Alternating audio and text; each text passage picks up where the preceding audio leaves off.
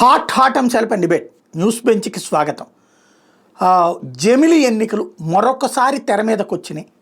తాజాగా ఒకటి గతంలోనే జమిలి ఎన్నికల గురించి ప్రచారం జరగటం, ఆ తర్వాత జమిలి ఎన్నికలకు సంబంధించినటువంటి బిల్లు లోక్సభలో పెట్టి సెలెక్ట్ కమిటీకి పంపించడం, దాంతోపాటుగా ఇప్పుడు జమిలి ఎన్నికలైతే ఖచ్చితంగా ఉంటాయి అన్నటువంటి మాట క్రమంగా ప్రారంభమైంది. అది పతాక స్థాయికి చేరింది. ఏదైతే భారతీయ జనతా పార్టీ ఎమ్మెల్యేగా ఉన్నటువంటి జమ్మలమడుగు ఆదినారాయణ రెడ్డి స్టేట్మెంట్ ఇయ్యడు, జమిలి జరుగుతుంది అంటే ముందస్తుగానే ఎన్నికలు జరుగుతాయి, అది కూడా ఇద్దరికి అంటే ముగ్గురు మళ్ళీ కూటమిగానే ఎన్నికలకు వెళ్ళబోతున్నాం అని చేస్తున్నటువంటి ప్రకటన.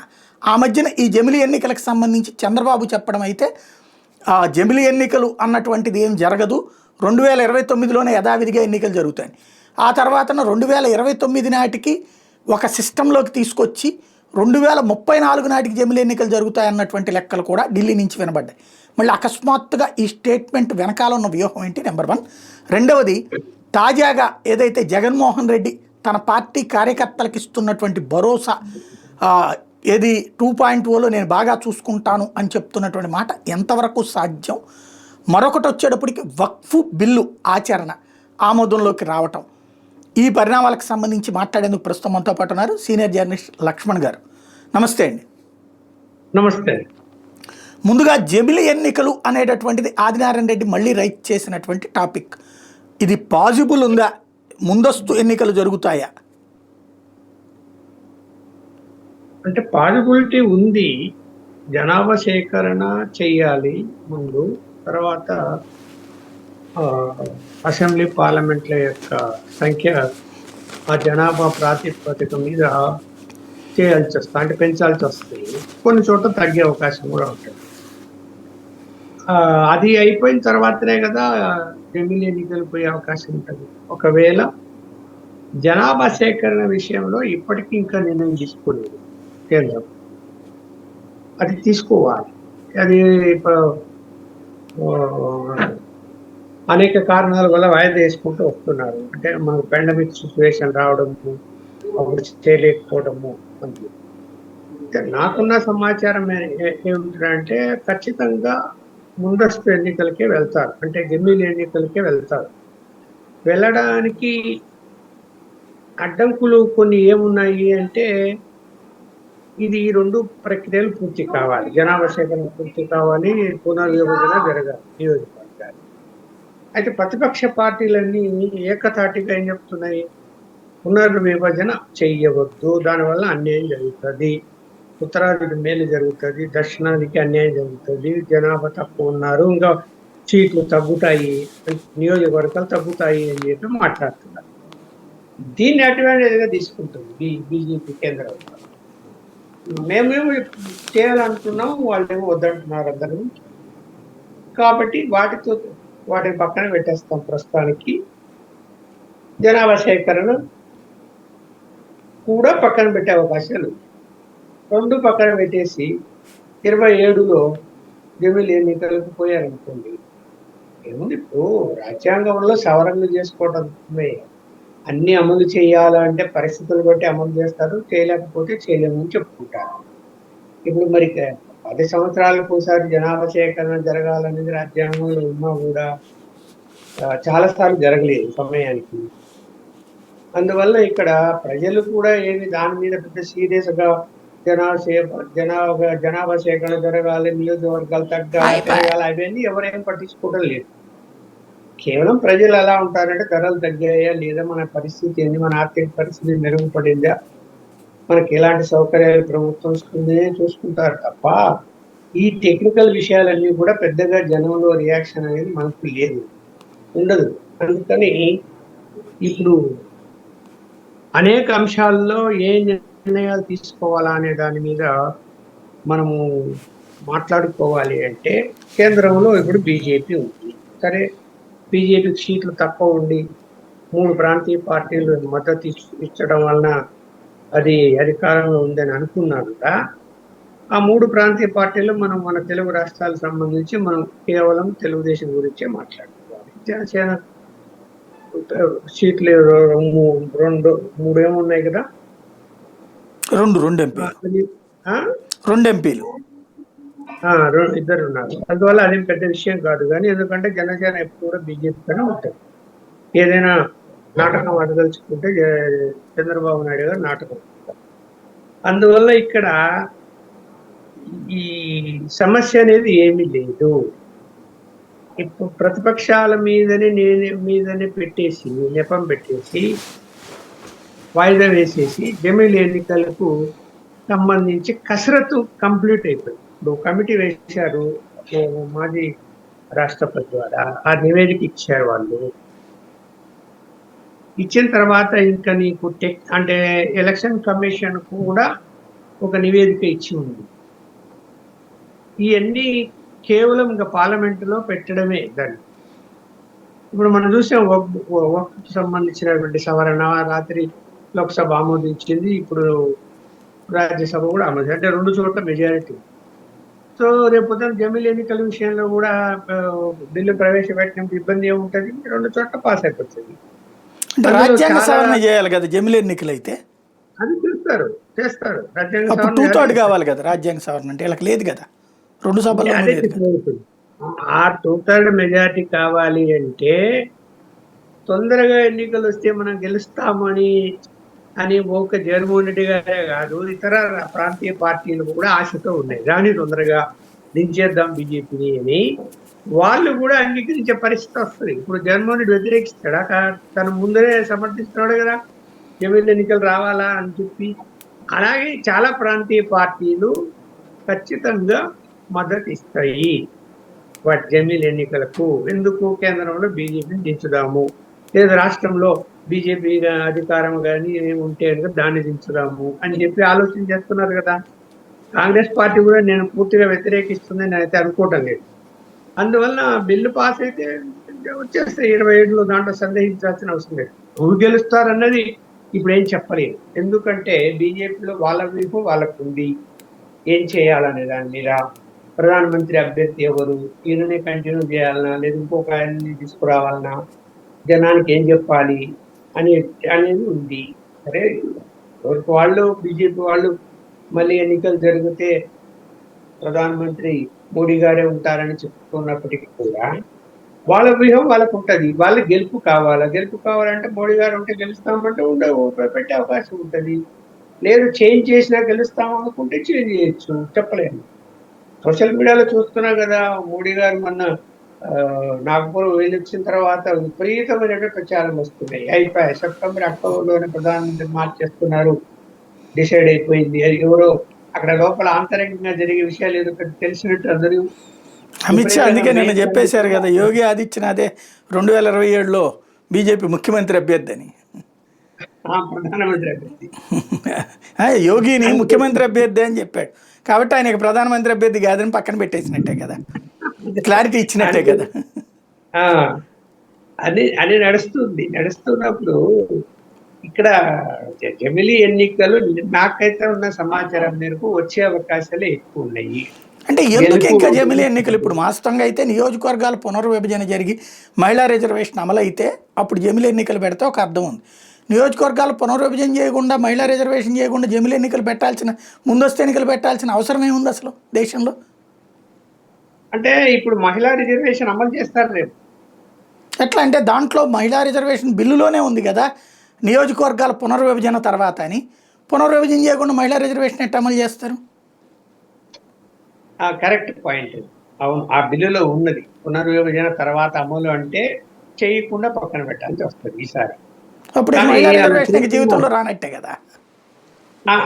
అలా చేయకుండా పెడితే వాళ్ళు ఆల్టర్నేట్ ఏం ఆలోచిస్తున్నారు అన్నది, అంటే నాకు కొంత సమాచారం మేరకు మనము పార్టీ పరంగా 33 కాకపోయినా కనీసం 4% తక్కువైనా సరే మహిళలకు ప్రాధాన్యత ఇచ్చి సీట్లు ఇద్దాము.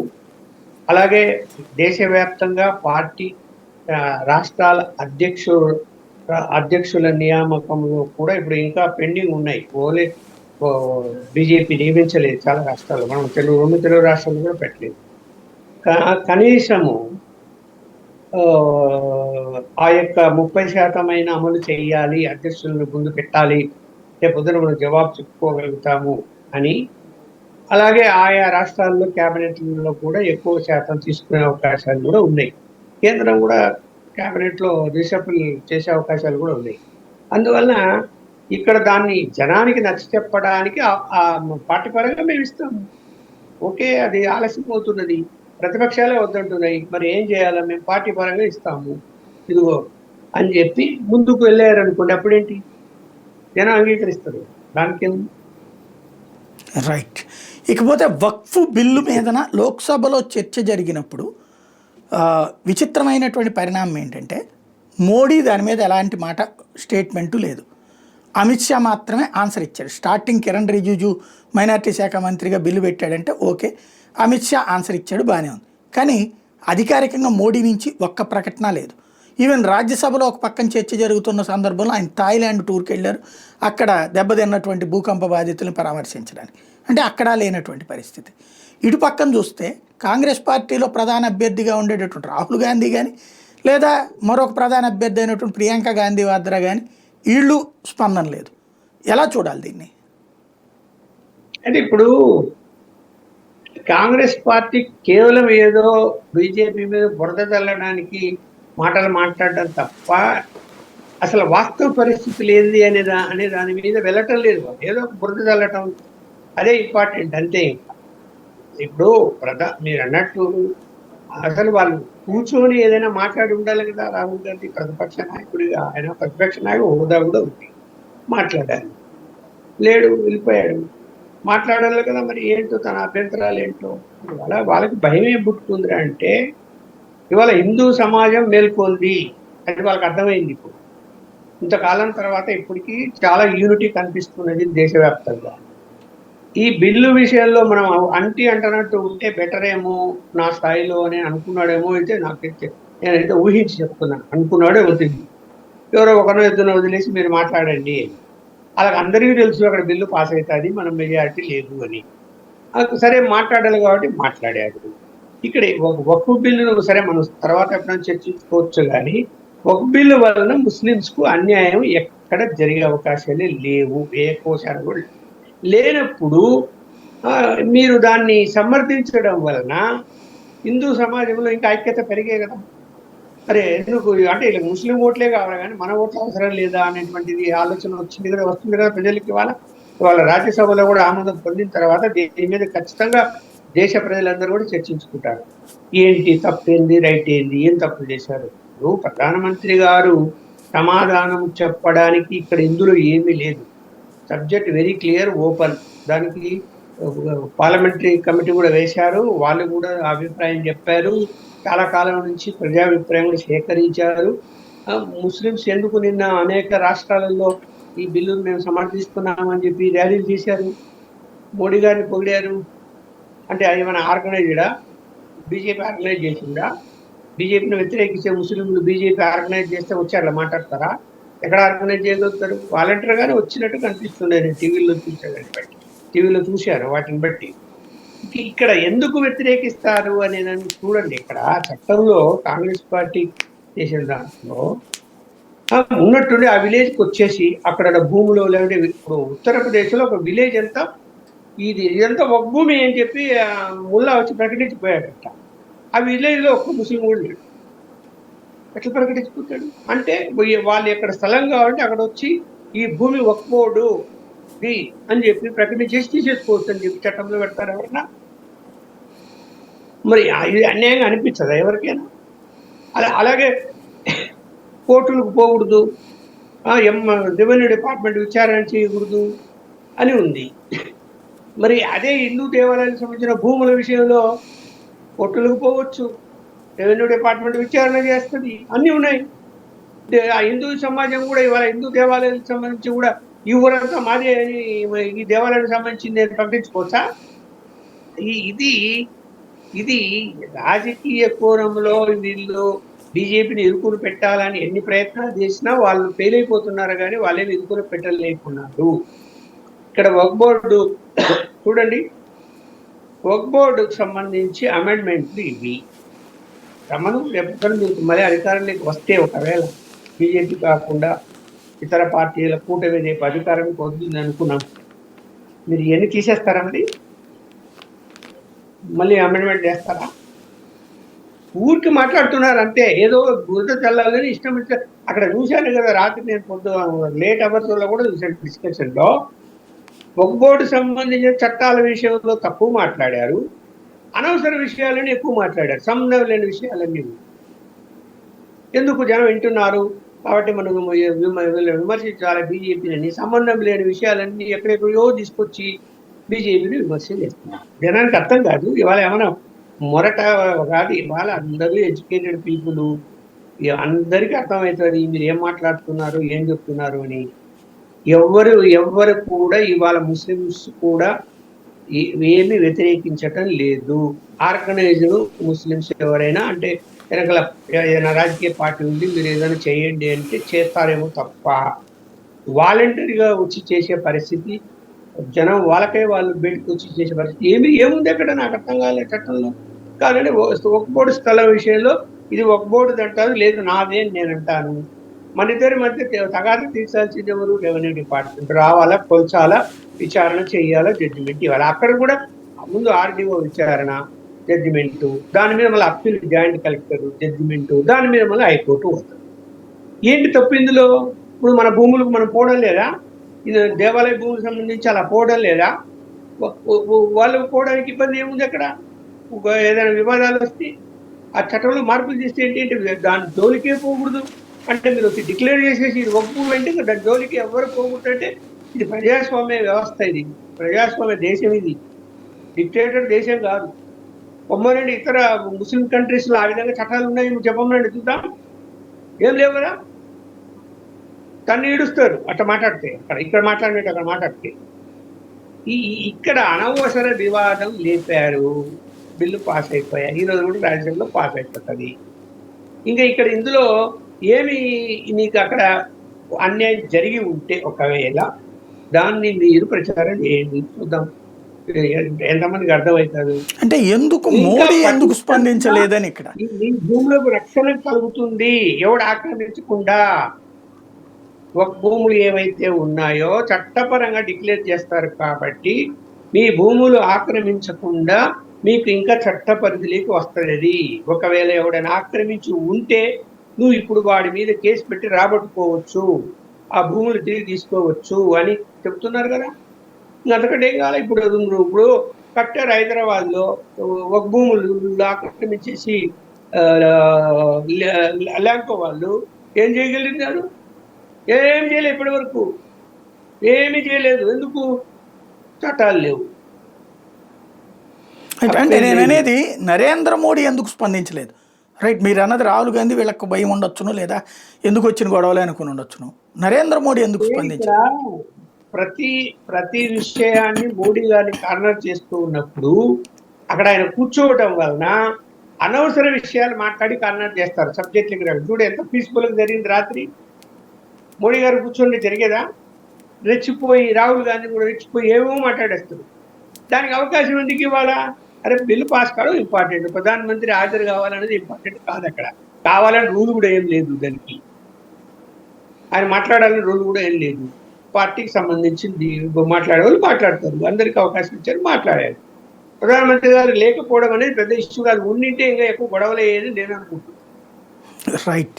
ఇక మరొక ప్రధానమైనటువంటి అంశం, నిన్న జగన్మోహన్ రెడ్డి ఏదైతే మొన్న స్థిరంగా నిలబడి వాళ్ళ మండల పరిషత్తులు గెలుచుకున్నటువంటి వాళ్ళని, జిల్లా పరిషత్తులు గెలుచుకున్న వాళ్ళందరితో మాట్లాడతా, నేను కరోనా కారణంగా కార్యకర్తలకు పెద్దగా చేయలేకపోయాను, 2 ఏళ్ళు ప్రజల గురించి ఆలోచించుకోవాల్సి వచ్చింది, ఈ ట్రిప్ మాత్రం కార్యకర్తలు మనసులో పెట్టుకుంటాను, కార్యకర్తలకు చేస్తానని చెప్తున్నారు. ఇప్పుడు వీళ్ళు మొన్నటిదాకా అంతకుముందు మేము కార్యకర్తలకు ఏం చేయలేకపోయామని చంద్రబాబు అధికారంలోకి వచ్చాక ఇప్పుడు ఆ కార్యకర్తలు కోరుకున్నటువంటి విధంగా రోజు చేస్తున్నటువంటి ఇష్యూస్ చూస్తున్నాం. కొంతమంది అరెస్టులు, లేకపోతే జైళ్ళకు పంపించడాలు, లేదంటే కేసులు పెట్టడాలు, ఇవి ఎట్ ద సేమ్ టైం కార్యకర్తల ప్రయోజనాల కోసం ఇసుక, మద్యం ఇట్లాంటి వాటిట్లో వాళ్ళకి అనుకూలమైనటువంటి నిర్ణయాలు తీసుకోవడం.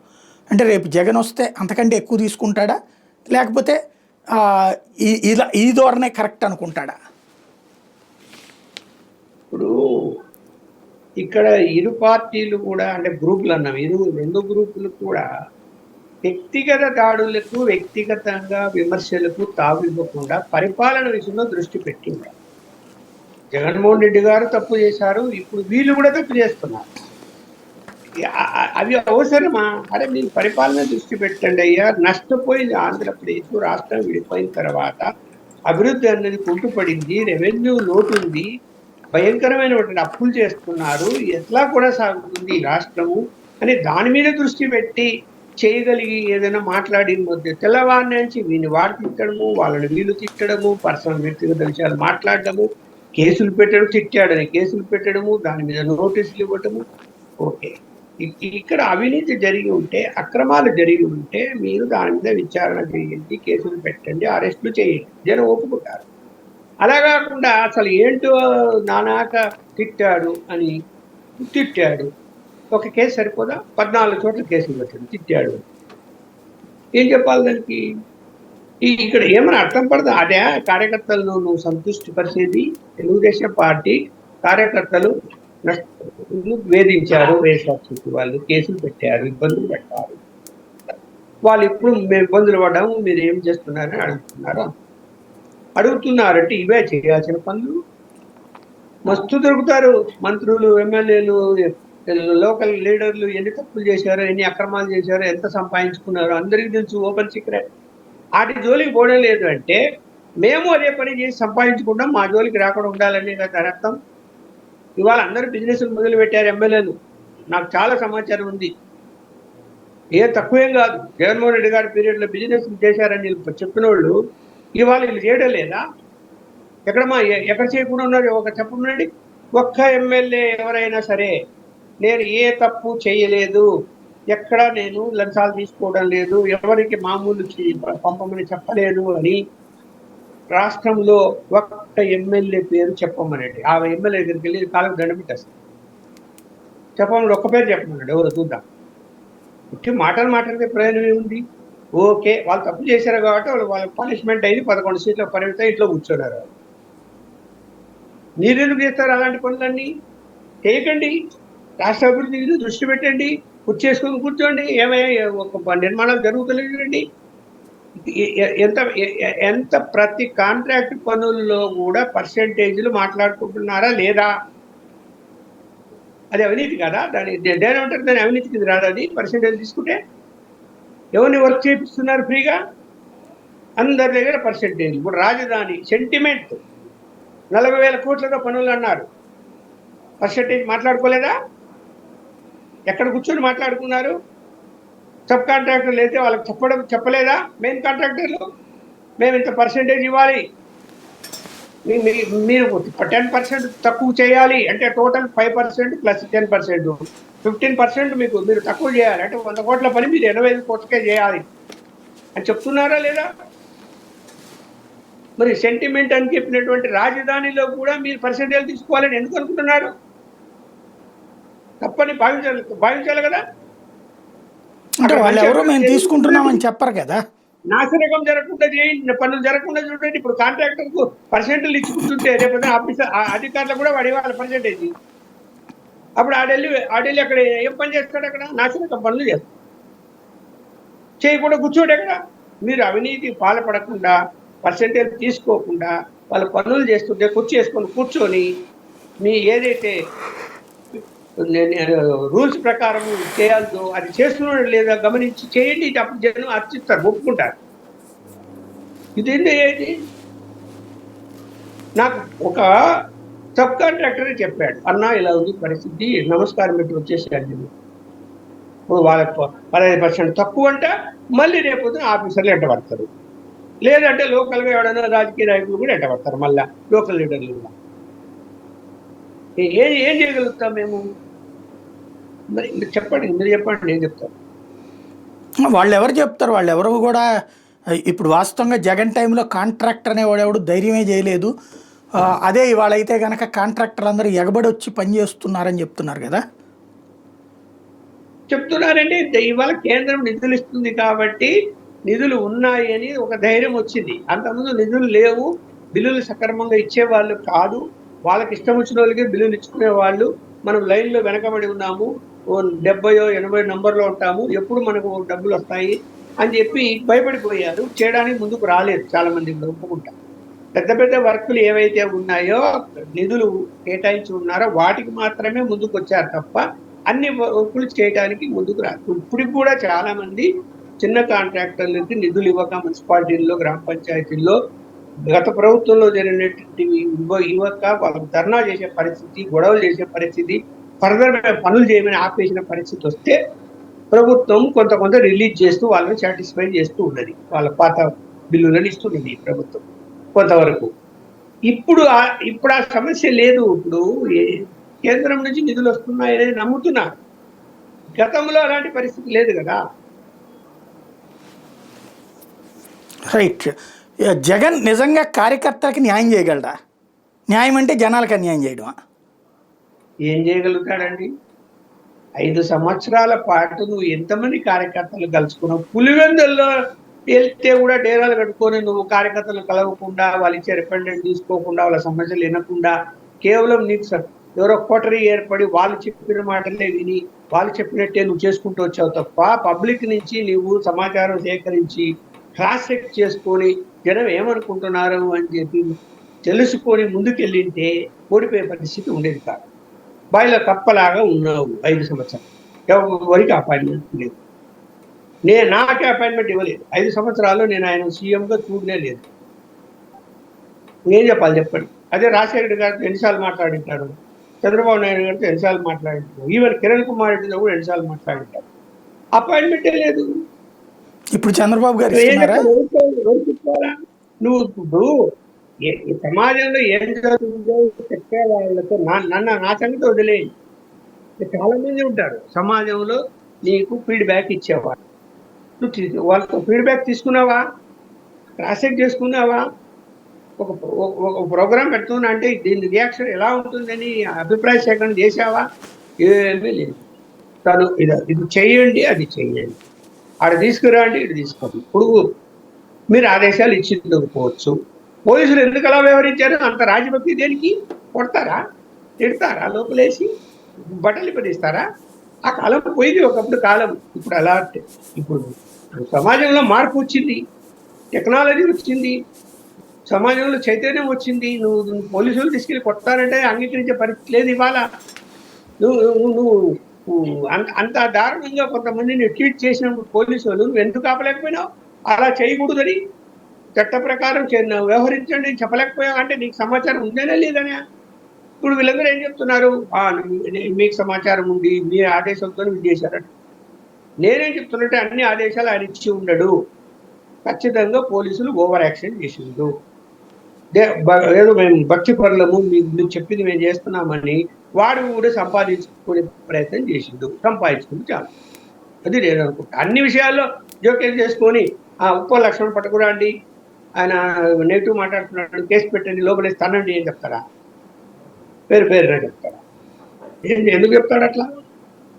వివేకానంద కేసులు అన్నారు, ఆయన నుంచి ఆపరేషన్ జరిగింది నేను మాట్లాడుతున్నా. వాళ్ళు బుద్ధి ఉండాలి కదా, రౌతన్నా బుద్ధి ఉండాలి కదా. సొంత రక్త సంబంధం ఉన్నటువంటి చిన్న విషయంలో అతను సీట్ ఇవ్వాలని భావించాడు. కొన్ని కారణాల వల్ల ఇవ్వలేదు పార్లమెంట్ సీటు. తను ఇవ్వాలని ఇస్తానని కూడా చెప్పాడు ఆయన. అలాంటి వ్యక్తి చంపేస్తాడు, అతన్ని చంపమని చెప్తాడా, లేదంటే ఆర్గనైజ్ చేస్తాడు? బుద్ధి ఉండాలి కదా వీళ్ళకి మాట్లాడే వాళ్ళకు. చెప్పమన్నాడు సిబిఐ వాళ్ళు చూద్దాం సంబంధం ఉందని ఏమి ఇన్వెస్టిగేషన్ చేశారో.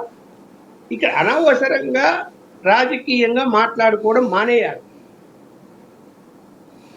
మీరు ఓకే ఇప్పుడు నోటీస్ ఇచ్చారు, ఏదో మైనింగ్ జరిగిందని ఆయనకు కాకానికి, ఎస్ అట్లాంటి వాటికి నోటీసులు ఇవ్వండి, పట్టుకోండి, జనం ముందు పెట్టండి. ఇదిగో ఇంత తవ్వాడు, ప్రభుత్వ భూముల్లో కూడా అక్రమంగా తవ్వాడు, జనం ముందు పెట్టి హర్షిస్తారు ఎవరైనా. ఆయన లోపలేసి బెయిల్ రాకపోయినా లోపల ఉండాల్సిందే అని అంటారు ఎవరైనా. ఏమన్నా ఏం లేదు ఆడ అనవసర విషయాలని. ఇప్పుడు సోషల్ మీడియాలో కూడా ఎవరు పెడితే కూడా ఇప్పుడు అంతకుముందు సోషల్ మీడియాలో పెడితే కొంతమంది మీద కేసులు పెట్టారంటే ఇప్పుడు మీరు చేస్తున్న పని ఏంటి? మీరు కూడా కేసులు పెడతారు కదా, ఇప్పుడు పెట్టలేరా? పెడుతున్నారు కదా.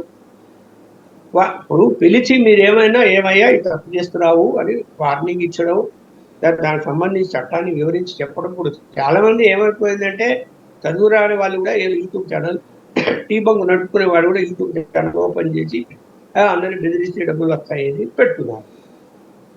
ఆడెవడో అని పిలవండి, కూర్చోబెట్టండి పోలీస్ స్టేషన్లో. ఏమయ్యా నీకు నీ దగ్గర చట్టం ఏంది, రూల్ ఏంది, నీకు తెలుసా ముందు, ఎందుకు ఇలాంటి వార్తలు పెడుతున్నావు అని అడగండి. ఒక సిస్టంలోకి వెళ్ళండి, లేదంటే ఒక కమిటీ వేయండి దాని మీద విచారణ చేయడానికి. నోటీస్ ఇవ్వడము, అరెస్ట్లను లోపల వేయడము. ఏం చెప్పాలి దానికి? వాళ్ళ పేర్లు వస్తే ప్రైవేట్కి వెళ్ళి ఇక్కడ కార్యకర్తలను మీరు ఆ పాయింట్ ఇంపార్టెంట్. కార్యకర్తలను సంతృప్తి పరచాలి అంటే కార్యకర్తలు ఆశను ఏం పెట్టుకున్నారు? తను ఆర్థికంగా ఏదైనా బాగుపడాలి, చిన్న చిన్న కాంట్రాక్ట్ వర్క్ ఏమైనా ఇస్తే నేను బాగుపడతా, ఖర్చు పెట్టుకున్నాను అనుకుంటాడు. రెండోది పదవులు ఏమైనా ఇస్తే బాగుంటుంది, నేను ఏదో డబ్బులు నా దగ్గర ఉన్నాయి, అవసరం లేదు, బాగానే ఉన్నా, నాకు ఒక పదవి ఇస్తే గౌరవంగా నేను పార్టీ పని చేస్తా అనే వాళ్ళు ఉంటారు. అవన్నీ వదిలేసి వేరే పార్టీ నుంచి వచ్చిన వాళ్ళకి పదవులు ఇచ్చుకుంటూ మళ్ళీ మీరు అదే ఒక్క సామాజిక వర్గానికే మేలు చేశాడు జగన్మోహన్ రెడ్డి అన్నప్పుడు మీరు చేస్తున్నది ఏంటి? ఇప్పుడు మీరు కూడా అదే మీ సామాజిక వర్గానికే మేలు చేస్తారు. మళ్ళీ చెప్తున్నా, లోకేష్ గారి పిఏలు కానీ, ముఖ్యమంత్రి గారి పిఏలు కానీ, పిఆర్ఓలు కానీ కమ్మ సామాజిక వర్గానికి సంబంధించిన ఫోన్లు వస్తేనే ఎత్తుతారు. మిగతా వాళ్ళు ఎవరు చేసినా ఫోన్లు ఎత్తడం లేదు. ఇది నేను చెప్పడం లేదు, తెలుగుదేశం వాళ్ళే చెప్తున్నారు. సార్ నా ఫోన్ ఎత్తడం లేదని ఒక కమ్మ సామాజిక వర్గం అబ్బాయి దగ్గరికి వెళ్ళిపోయి, అంటే లీడర్ దగ్గరికి వెళ్ళిపోయి, సార్ ఒక ఫోన్ కొట్టి చెప్పండి సార్ అంటే వాడు ఫోన్ కొట్టి ఎంటర్ ఇస్తారు. మీరు మరీ దారుణమైన ఆరోపణ చేస్తున్నారండి. మనం ఫోన్ చేస్తే ఎత్తుతారు అక్కడ పాప వాళ్ళు. నేను ఆ క్యాస్ట్ కాదు కానీ నేను ఫోన్ చేస్తే ఎత్తుతారని నమ్మకం నాకైతే ఉంది. మీకుండొచ్చు, నాకైతే లేదు. Right, okay. ఫైనల్గా ఒకటి చెప్పండి, జమిలి ఎన్నికలు జరిగితే కూటమిగానే వెళ్తాము అన్నటువంటిది ఆదినారాయణ రెడ్డి చెప్తున్నారు. అలాగే జరుగుతుందా? ఇక్కడ పరిస్థితి ఏంటంటే జమిలి ఎన్నికలు ఒకవేళ 2 సంవత్సరాల్లో వస్తే కనుక ఈ 2 సంవత్సరాల్లో ఇక్కడ రాజధాని నిర్మాణం అంటే అమరావతి నిర్మాణ పనులు కానీ లేకపోతే పోలవరం పనులు కానీ పూర్తి కావు, జరుగుతూ ఉంటాయి. ఇలాంటి పరిస్థితుల్లో కూటమిలో ఉండి తను ముందుకు వెళ్ళకపోతే మళ్ళీ అన్యాయం జరిగే అవకాశం ఉంటుంది. అప్పుడు కాంగ్రెస్లోకి పోయి అన్యాయం జరిగింది, అలా జరుగుతుంది.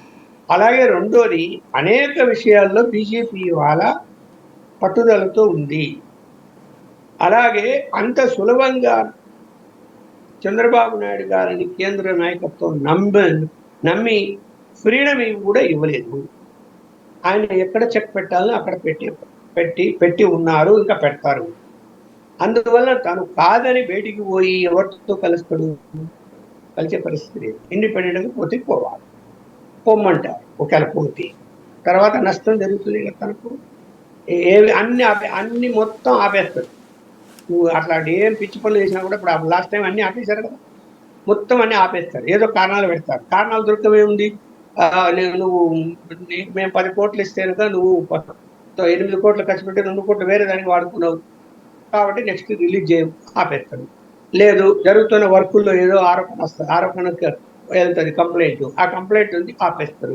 విచారణ చేయాలంటే కారణాలు అనేకం దొరుకుతాయి. కంప్లైంట్లు ఏమంటే మొత్తం బీజేపీ వాళ్ళు కూడా ఇస్తారు, తెలుగుదేశం వాళ్ళు కూడా ఇస్తారు ఇవ్వమంటే. అలాంటి పరిస్థితి వస్తుంది. వచ్చినప్పుడు ఈయన తక్కువ లేడు. పూర్తిగా నేనైతే చెప్తున్నాను, మోడీ గారి అమిత్ షా గారి మాట కాదనే పరిస్థితి ఇవాళ లేదు. కాకపోతే ఏంటంటే తనకు స్వేచ్ఛ ఉన్నటువంటి అంశాలలో రాష్ట్రంలో ఆ పదవుల విషయంలో కానీ ఇతర విషయాల్లో కానీ వాళ్ళు పెద్దగా జోక్యం చేసుకోరు.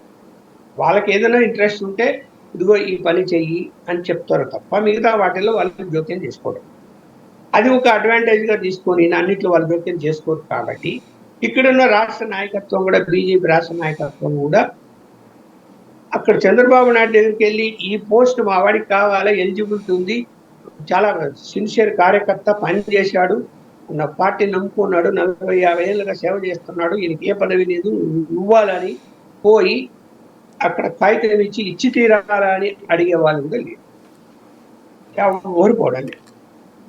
ఒకవేళ ఎవరైనా పోయారు, పదవులు వచ్చాయంటే తెలుగుదేశం వచ్చిన వాళ్ళకు ఫ్రీడమ్ ఉంది, అక్కడ పక్కా బీజేపీ వాళ్ళకు ఫ్రీడమ్ లేదు. Right, thank you very much అండి. ఇది పరిస్థితి. ఓవరాల్గా రాష్ట్రంలో జరుగుతున్నటువంటి వివిధ పరిణామాలు, దేశంలో రాష్ట్రంలో జరుగుతున్న పరిణామాలకు సంబంధించినటువంటి వాటి వెనకాల ఉండేటటువంటి రెండవ కోణం.